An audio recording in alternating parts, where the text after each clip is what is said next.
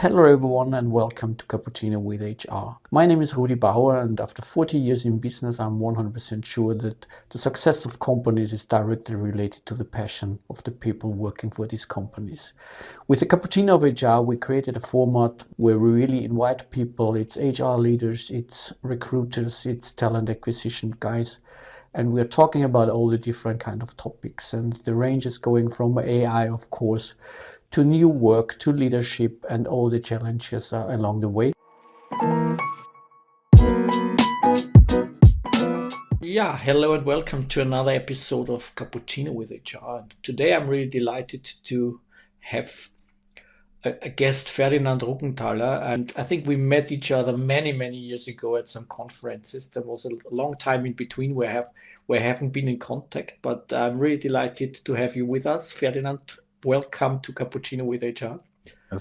Thank you. I'm happy to talk with you again. It was a long time ago, and I would like to tell something about me, a short introduction of me.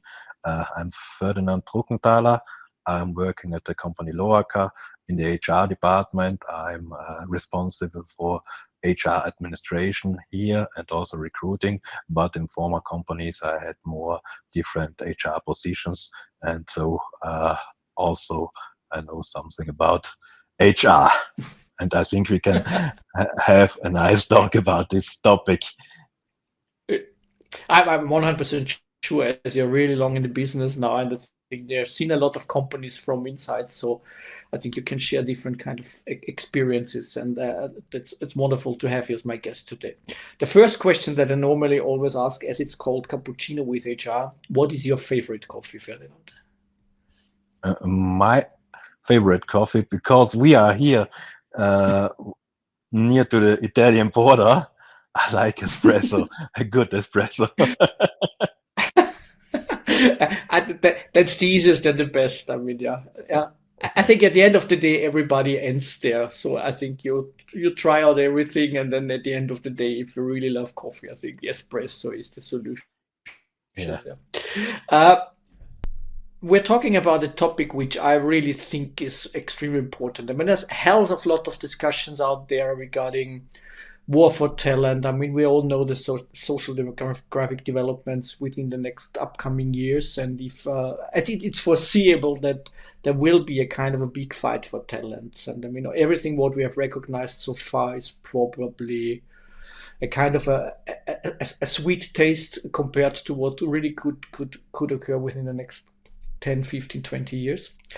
And from my understanding, I mean, recruiting is always talking about hiring people, getting new talents on board.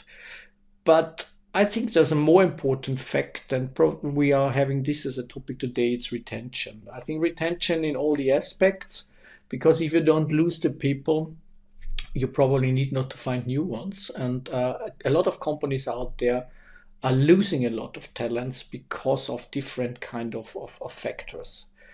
What's your take on this? How do you, what have you recognized in your career? How do companies behave if it comes to retention, if it comes to keep people happy? In my career, I have seen it is one of the biggest problems we have, because how we find talents, but how we can hold them really in company, and because it's very expensive to find new people again and so on. And so you have also to think in the recruiting process how you can hold people, because it's a double work.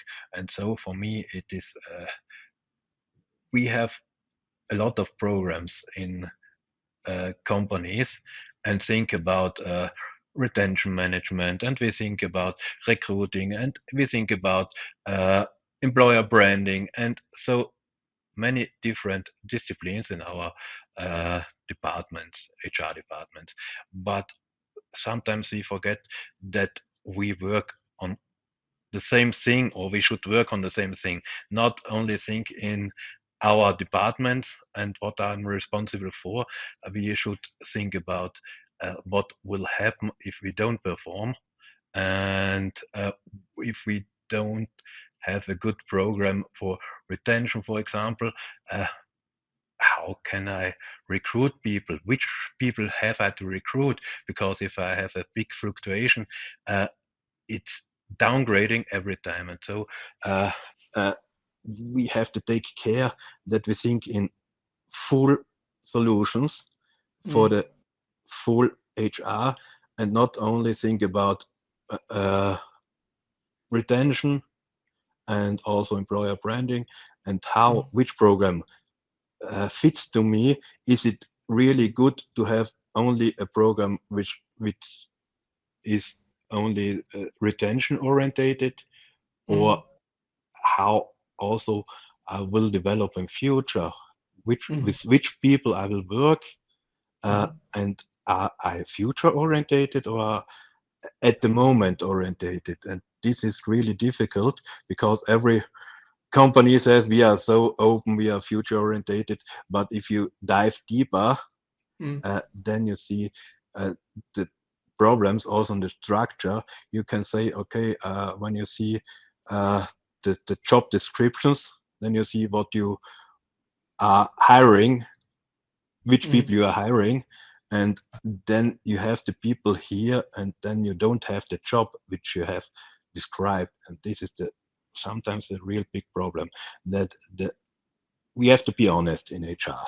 What we are looking for, what can we offer, and how can we develop. And if we are honest, I think we get talents, we get also the right talent, and we will lose some talent. But to only to bring people to a company with some how can I say that I give you a big picture how you can develop, but I have not developed this picture already in the company already, then you get in troubles, I think. And this is the most problem, because every company sells the future but hasn't the future planned.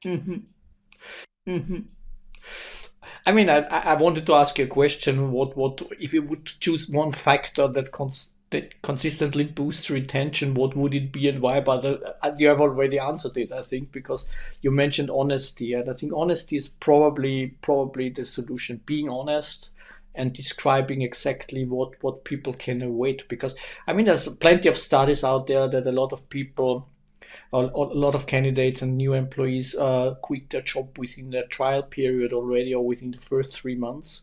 And I think the reason for that is definitely what you explained right now. It's a job description. We are hiring talents, and then they don't get what they expect, and we promise them something which we can't fulfill. So I think that's definitely the truth. What do you think? How important? There's a new brand, a new buzzword out there, and I hear it quite often, and it's probably written in all the vision and mission and value statements of a lot of companies.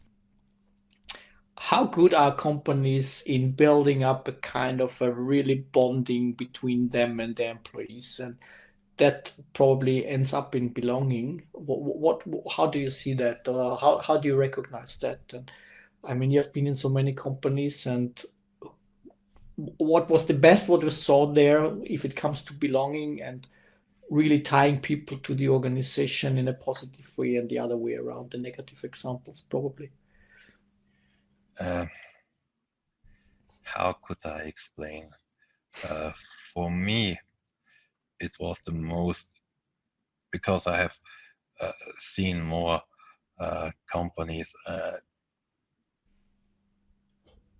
As I said before, honesty, and then also that you feel that you are not only a number, that you are recognized really as the person you are, and you can also develop and can, if you have a statement and your statement is accepted, and also your behavior, that the company accepts how you are, how you work, how you the person they have hired, and not they want to change the person, that you fit in the scheme of the company. That I think is the most valued. And I think people feel well with this. They can change a little, but not change their full character only because they work at the company and have to fulfill all the mission, all the vision, and they will not stay a long time, and they will not belong to the company. They will be a part of the company, and also of the wage of the payroll, but will not belong to the company. And so it is necessary that you have good leaders, they accept you, and there's a good attention between the people and the leaders and the direct leaders, and then you can develop, and then you will stay longer for a company, I think. But also, what is also necessary, you have to get a fair wage. You have to feel that it is fair. And if it is explained to you why you get this wage and how you can develop, and if you feel it is fair for your work, then you also will stay. These are, I think.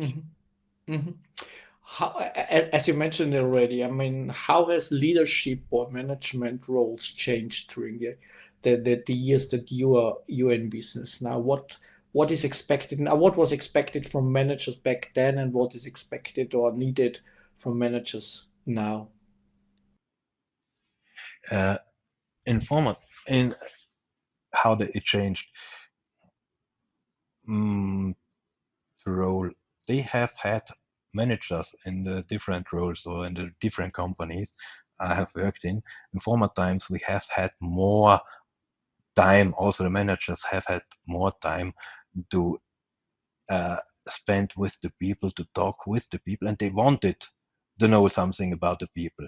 But now it's a job, and they think only in a job, in processes, in time, and also in costs, and it is very cost driven and too much meeting orientated. We will make this in a meeting, not in the door. We have make a short talk in the door, and this has changed extremely, because if you spend the time really good with your people, and you have a good talk, only 5 minutes, it is better invested than you have a meeting with 10 or 12 people. And this has really changed, because everything is packed in a meeting, and everybody has to be informed, and not uh, we don't talk about individuals, we talk too much in mass, and this this we lost, I think. I mean, if you look in managers and leadership books with tips and hints and tricks for managers and leaders, what is needed. I mean, you're definitely one word that you definitely find out most often is individualization and taking the individuals for pure. And what you describe is probably totally the opposite. So we are trying to make mass market communication and to reach kind of individual communication with it, and to end up with individual communication and understand individual needs. But is it right? I mean, I fully agree to what you said. I mean, I think it's this 5 minutes individual talk with every single one, and taking people serious and taking their problems and their personal situation as a kind of a as given, and take it honest, probably definitely makes more sense than having everything packed up in meetings. So what do you, from your experience, Ferdinand, are early indicators where you can see as a manager, if you look on your team, that people are more or less close to leave? Is there anything what you can, from your experience, what is a kind of a pattern that could be recognized where you could react on, or is there something which are the early warnings? Are there any signs, or is it as individual as the people are? What I recognize is it is a very individual Mm, thing, because you have to learn how to behave people, and then you see if the behavior has changed. And then if there's a big change in behavior, then you have to find out what is, are there problems in the company? Are there something here they don't follow the visions, the missions of the company anymore, or something at home? You never know this, and so you have to be really near, and then you can say and how it is. And if you say, okay, there's a something is, if they only work from 9 to 5 or so, then you see if they have performed well, and they reduce it, and they say they keep the time otherwise, or don't bring their ideas anymore in the meeting, in the direct speech with you. They have no ideas, they have no sense for future anymore. Then you know really that it is, they will lose, you will lose these persons very fast. This is, but it's very also individual. You have to recognize, you have to see how people behave, then you can say it really very early, and not put it in a scheme and say, okay, in my list I can say he will leave, he will not leave. That is. Do you have any kind of best practices or formats that could probably avoid this kind of inner quitting upfront? Any kind of formats where people meet, where they have exchange, or is it this kind of Jahresgespräch that we have here in Austria, where you once a year meet with all the employees in a one-on-one, where you discuss how are you feeling, what's going on, how happy are you with your current situation, or is there any other best practices that you have seen within all the companies you've worked for during the last couple of years, a format which other listeners of our audience could probably use as a kind of a best practice model, which is easy to implement, but gives this kind of space for these individual conversations? Or is it just what I did? For example, I was never smoking in my whole life, so never touched a single cigarette.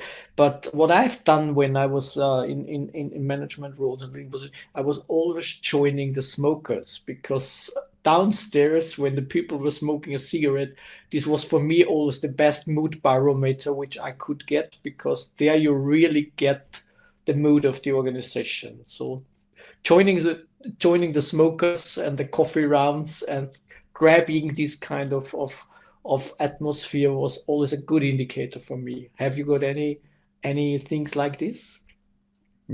That was in the beginning when I worked also, because I have been a lot of smokers, and I was young, and I also joined them, and I get all the information, and you get Yeah. Yeah. everything, you know, the small talk, but also technical issues. But now, when what I have seen, what is really good is if you have small teams and you take 5 to 10 minutes in the morning, and to have a short break with this, not a formalized meeting, only have a short break with your team, small team in a room, and you talk about what happened yesterday, what is today, and you see also the mood, the people, and they feel accepted. They feel that if there's a problem, they can tell you in the morning. They can tell you that they need help, and this is, I think, it's very good, and it's very well accepted for the people. But this is only possible in smaller groups, but also in production units. If you have a shop floor, if you make this, it's almost the same that you say in the morning, okay, let's see what has happened. Let's make a short talk about this. It is really worth to do it. Then, because the yearly meetings and the yearly das Jahresgespräch, it's too late. Yeah. You cannot do anything uh, people will have quit before you have the Jahresgespräch. And you have to be here, you have to be by the people, and if it's only 5 to 10 minutes a day, and Yeah. this is really good, I've seen. Yeah. I think that's the best, probably the best invested time that you can definitely invest in as a manager. Have the same experience, and honestly, I think taking time with your team and with the people is probably the best investment that you can take as a leader. I have the same kind of experience. Uh, I mean, if we now talk about which of factors are important, I mean, growth. I mean, growth is on all the agendas of all the companies. I mean, growth. I think every management team, every board of directors is talking and discussing growth, and there are strategies for that. Have you met also boards and management teams that had belonging and purpose on the agenda in the same way, or is it more or less, are we still very shareholder value oriented and focused? I mean, of course, every company has got a kind of a reason, and profitability, of course, is a main reason. And I do not want to discuss that down to zero, because I mean that's the value of an organization, and that's why we are here, honestly. And at the end of the day, every contract that is signed by employees and companies is a kind of a commercial contract in a way. So there's one signature on the left, one signature on the right, and it's a kind of you give me and I pay you. I mean, that's more or less the deal. But is belonging and purpose important enough to be on the top management agendas, or is it still an HR topic? Please solve it for us. It I think it's too much agenda of the HR. We make it to a topic. We also have it in the our to-do list, but if it's coming really to act, uh, then also the people, the managers don't think about this, and they think only in how in their in numbers, in their provision, how they get the bonus, and so because a lot of people are bonus orientated, and how it's working on their bonus, and if it's fitting there, and they will tell you in the meetings that they are belonging and purpose orientated, but they don't act like this, and this is very difficult, and also to get the this in the heads of the management, and that they also are responsible for these things, for the belonging and so on. It is very hard, but it has to work on, and they cannot sit here and say, okay, we have a big fluctuation. You have to look at this. They have also to think about that they are also part of this topic and their behavior. Yeah. So probably it's a good idea to put retention as one of the KPIs for the provision sheets of the managers. Yeah. So if the retention quote goes down, I think they probably should get less bonus for that, because at the end of the day, it's a massive impact on the end results of the company. I mean, that's really heavy, I think. Yeah. If you think when you put it in numbers, every people who left the company, you have to find new people. It costs about 90% of the wage you pay. Yeah. It costs Yeah. the company, and this is extremely. And then you don't know which people you find. So it's the best. You know the people you have. You know where are that they are strong, where they have weakness, and you can use the strongness of the people and work with them. Maybe you change the job, but you know the people, and this is, I think, you have to think about it, and to say I can find new people, and it doesn't matter if I lose this. This is a stupid, really. Yeah. This is really stupid for me. Yeah, that's definitely true. That's definitely true. Then I wanted to touch another point. As time is really running, I'm surprised how fast.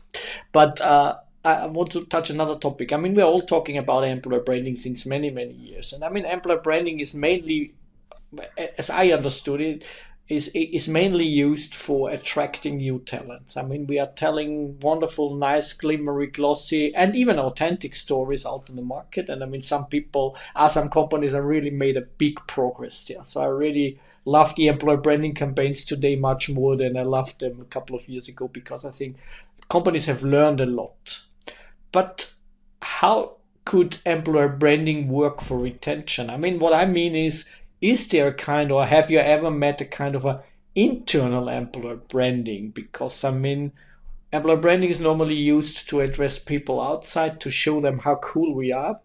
But and you can call it employer branding now, you can call it internal marketing. And internal marketing not meant as a kind of a glossy, glimmery, showing the world better than it is, but taking care about this kind of internal communication with the existing team. Yeah, this, Is there a pendant to employer branding which supports the existing teams, which really underlines it internally? Have you met that in your companies you have been working for? to be honest, no. We, for example, we are working now because we have made it. We made it as a topic, and we say, okay, it's if you have good, as you said, good employer branding, but internal you have troubles, and the people say what you tell the whole world it's not true, then you get in troubles. And so you have to clear that you need a good internal marketing, that you are that it's true what you say, internal and external, and then they fit together, and Mm, then you can make a good employer branding if you have a good internal marketing, because you have to take also the people who are working for you, with mm, you for the employer branding company, that is mm, employer branding concept, that they say yeah, outside also it is true what is said, mm, and mm, this is necessary. And so uh, we have to work. We have, I have not seen any company who is really working good in the internal marketing at the moment. Maybe there are some I have not yeah. met at the moment. Yeah, I really had some. I know some. They're really good in doing that, and they're really taking care about the stuff. So I mean, there's some examples that I have in mind. But honestly, I think it's if we're talking about retention today, and if we're talking about how important it is, I think this is really a kind of a key driver to focus on good communication, open communication, authentic communication between all the parts of the organization. I think that's really key to success. And the last thing, because I mean we are running out of time, but the last thing what I want to discuss, because I really love this topic, and I use it sometimes if I do keynotes and presentations, as we call ourselves still HR. And what I don't like is, I mean, treating people as resources. So what's your take on getting rid of the R in HR? Because as long as we treat humans as resources, I think we will always fall into the trap of seeing them purely as costs. Because a resource is something which you have to buy from the market, which costs money. And our mind works like, okay, if something is a cost, I try to reduce it. Yeah. I mean, I think that's learned in management. What's your take on getting rid of the R in HR? Mm. As you said, that I think we have to be clear in the HR that human is the first letter, and we should orientate on human and not on the resources, because if I will be counted as a number, and I will be treated like a number, Yeah. then I will act like a number. And I will not feel like a part of a company. And so we, as I said, we should put really the human again in the middle of our doing in the HR department. I mean, there's no better closing word than this. I mean, this your summarization was perfect. And I mean, yeah, if people feel like be treated in a number, numbers are exchangeable, and if you feel like it being a number, it's an easy step to leave the organization, because I mean, yeah, if you feel like this, yeah, there's nothing that keeps you, and there's no way of getting a kind of the basic feeling of belonging. Yeah. Thank you so much, Ferdinand. It was a pleasure to have you in this episode. I hope the audience loves it as I. And thank you so much for being with us. And the audience out there, please stay tuned for the upcoming episodes. Thank you so much. Bye-bye. Thank you. Bye. Thank you for watching Cappuccino with HR. If you enjoy this kind of conversations, please don't forget to hit the subscribe button. Then you get all this kind of upfront information, your upcoming episodes, and all my nice guests. Cappuccino with HR is brought to you by WeAreDevelopers, Europe's #1 developer community and a leading platform for connecting HR and companies together with developers. If you want to learn more, visit us on WeAreDevelopers.com. Thank you again for watching, and see you next time on Cappuccino with HR.